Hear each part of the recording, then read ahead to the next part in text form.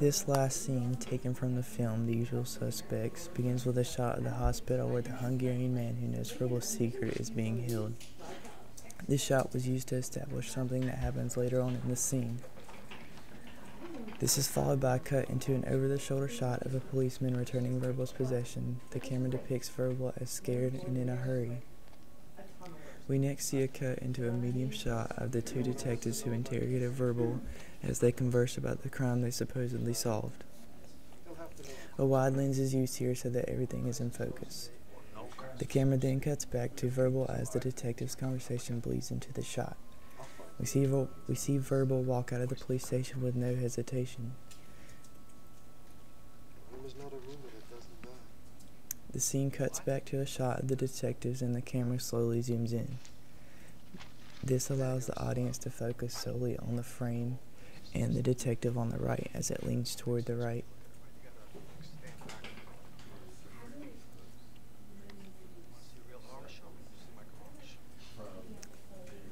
We then see the detective gazing at the bulletin board of crime information on the wall as it cuts to a different shot and the conversation between the men.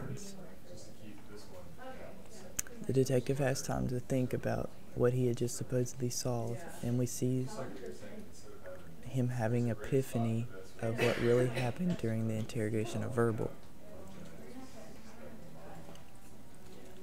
When he drops the coffee mug, all diegetic sound is cut from the shot for the non-diegetic sound to become more intense. The use of the music and slow motion both work in tandem to reveal the drama behind the situation. This is followed by a rapid series of cuts which increase speed as the sound gets louder from the bulletin board to the detective as the audience realizes that Verbal created the whole story inside the interrogation room. Parts of previous conversations between the detective and Verbal are played back. Although considered non-diegetic sound, we can also infer that the detective is playing the information back through his brain and we are just hearing his thoughts.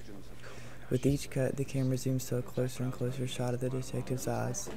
We also see a series of flashbacks that reveals Verbal's lies, and we finally see him as the deceitful man that he truly is. The Meissen scene is also revealed through these quick-paced shots because we now see that Singer chose to place these certain items in the scene so that Verbal could create this lie as a story.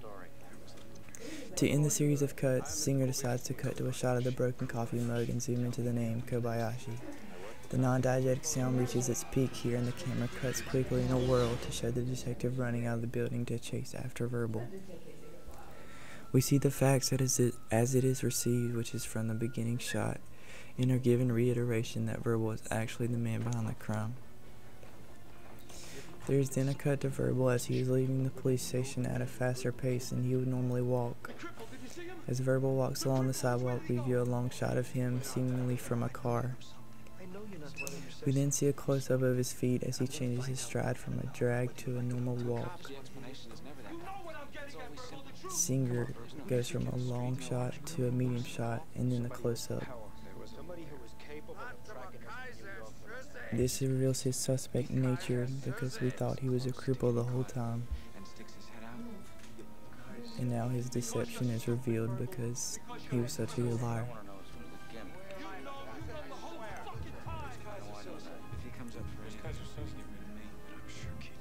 Verbal stops, lights up a cigarette, and gets into the car with Kobayashi as the car pulls up.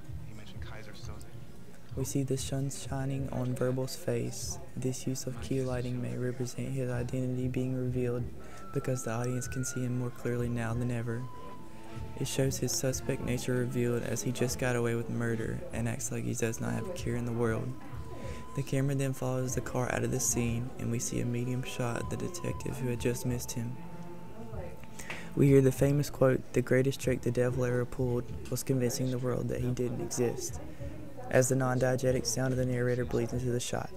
We then view a cut of Verbal previously in the film, and it cuts to black as the non-diegetic music plays on the moving scene in.